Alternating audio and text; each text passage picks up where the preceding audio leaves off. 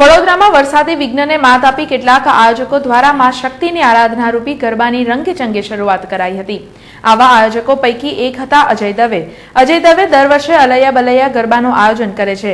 ગત રોજ સાંસદ બાળકૃષ્ણ શુક્લ, કાઉન્સિલર ચિરાગ ઝવેરી, પંકજ જાની તથા અગ્રણીઓની હાજરીમાં અલૈયા બલૈયાના ગરબાનો પ્રારંભ થયો હતો। પંચશીલ ગરબા ગ્રાઉન્ડમાં અલૈયા બલૈયાના ગાયક વૃંદના તાલે નાના ભૂલકાઓએ મન મૂકી ગરબે રમવાનો આનંદ માણ્યો હતો।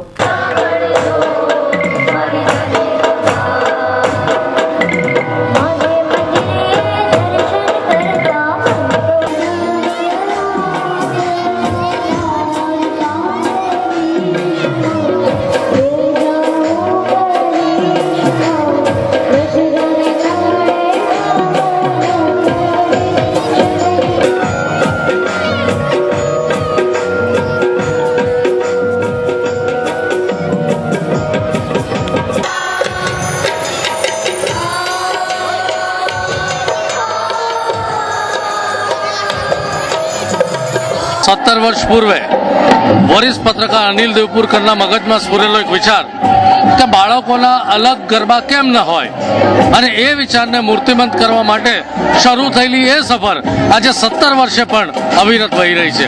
બાળકો પાસે વિનામૂલ્યે અમે ગરબા કરાવીશું અને ગરબાનું આયોજન અમે જીવન પર્યંત કરીશું, એવી જે અમે એક નેક લીધી હતી, અમે એક પ્રણ લીધું હતું, એ પ્રણ આજે પણ નિભાવીએ છીએ।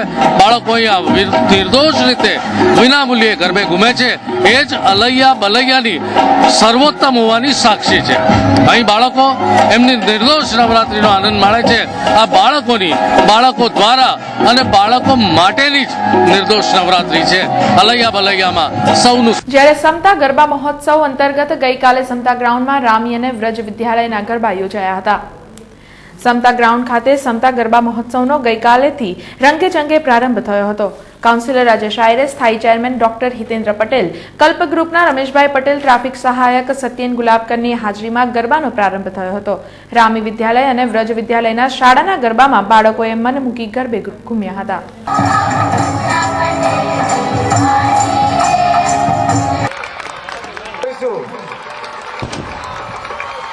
માટે આવી રીતે આપ સર્વ ખેલતા રહીશું। સાથે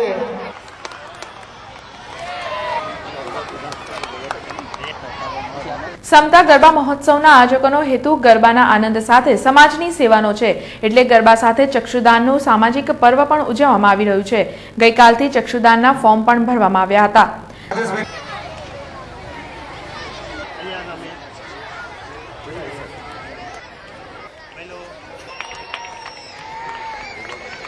વનિતા ધોરણ 7 બેરવા ધન્યવાદ।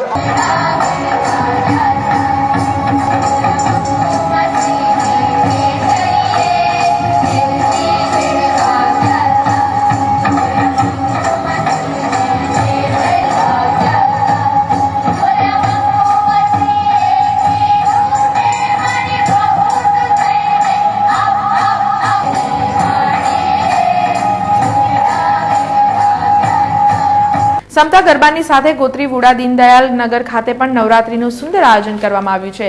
વુડા દીનદયાળ નગર ખાતે કાઉન્સિલર રાજેશ આયરે તથા અનિલ દેસાઈએ માતાજીની આરતી કરી ગરબાનો આરંભ કરાવ્યો હતો। જ્યારે આજવા રોડ કિશનવાડી જય ભીમ સેવા ટ્રસ્ટ દ્વારા પણ ગરબા મહોત્સવ ઉજવવામાં આવી રહ્યો છે। કોંગ્રેસ અગ્રણી સુરેશ રાજપૂત તથા વિદ્યામંદિર સ્કૂલના ટ્રસ્ટી મનસુખ પ્રજાપતિના હસ્તે ગરબાની શરૂઆત કરવામાં આવી હતી। વરસાદના વિઘ્ન વચ્ચે પણ અહીં ગરબાનો ઉત્સાહ ઓછો થયો ન હતો। કોર્પોરેશનના પાર્ટી પ્લોટની અંદર જય ભીમ દ્વારા આયોજિત આ ગરબા મહોત્સવમાં ઉદ્ઘાટન પ્રસંગે અમને આમંત્રિત કર્યા છે।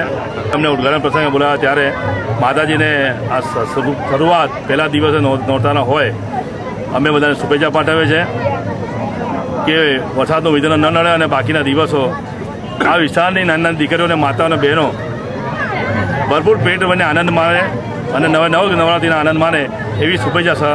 જ્યારે નવરાત્રીમાં ખેલૈયાઓથી ગરબા ગ્રાઉન્ડો ઉભરાઈ રહ્યા છે, ત્યારે શેરી ગરબામાં પણ આજે યુવાનો અને યુવતીઓ ગરબાનો આનંદ માણી રહ્યા છે।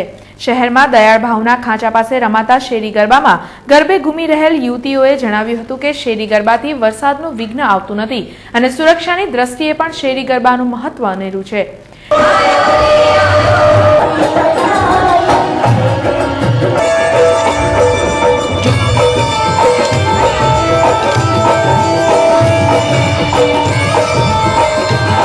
ત્યારે વર્ષોની પરંપરા મુજબ ઘડિયાળી પોળ સ્થિત અંબે માતાના મંદિર પાસે રમાતા પુરુષોના ગરબાનું પણ મહત્વ અનેરું છે. અહીં સ્ત્રી, યુવતી, મહિલા નહીં પરંતુ માત્ર યુવાનો પુરુષોને જ ગરબે રમવા દેખાય છે, જેને નિહાળવા પણ મોટી સંખ્યામાં પ્રશંસકો ઉપસ્થિત રહ્યા હતા. હરસિદ્ધિ માતાનું મંદિર છે તે અંબિકા નામથી જાણીતું છે. અહીંયા રોજ આનંદનો ગરબો થાય છે અને આનંદના ગરબાથી એક આનંદના ગરબા કરતી ચંડી પાઠનું પુણ્ય મળે છે. અહીં નાનાથી માંડી મોટાઓ સુધી કુંવારિકા પણ ગરબા રમે છે અને ખાલી પુરુષોના ગરબા થાય છે. મને 40 વર્ષ મારા જે પહેલા વડીલો હતા તે પણ આ રીતે મેં તેમનાથી જોતો આવ્યો છું અને માતાજીના ગરબા માતાજી સૌની મનોકામના પૂર્ણ કરે છે અને બધાનું ભલું કરે. ડભોઈ કોલેજ મેદાન પર જય શક્તિ ગ્રુપ ગરબા મહોત્સવ સમિતિ આયોજિત ગરબાનો સ્વામિનારાયણ મંદિર ડભોઈના પૂજ્ય પુરાણી સ્વામીના હસ્તે પ્રારંભ કરવામાં આવ્યો હતો. આ પ્રસંગે વડોદરા જિલ્લા કેળવણી મંડળના શશિકાંત પટેલ પણ ખાસ હાજર રહ્યા હતા. ડભોઈ કોલેજ મેદાન પર ભારે ઉત્સાહ અને સંગીતના તાલે ખેલૈયાઓએ ગરબાની રમઝટ જમાવી હતી. જ્યારે ખેતીવાડી ઉત્પન્ન બજાર સમિતિના મેદાન ખાતે પણ ભવ્ય ગરબા ઉત્સવ યોજાયો હતો. જય અંબે કલ્ચર ગ્રુપના 12મા વર્ષ નવરાત્રી મહોત્સવનું પૂજ્ય પુરાણી સ્વામીના હસ્તે ઉદ્ઘાટન થયું હતું. આ પ્રસંગે પૂર્વ ધારાસભ્ય સિદ્ધાર્થ પટેલ પણ ખાસ ઉપસ્થિત રહ્યા હતા. ખેતીવાડી ઉત્પન્ન બજાર સમિતિના મેદાનમાં પ્રથમ નવરાત્રીએ જ ગરબાની રમઝટ જામી હતી.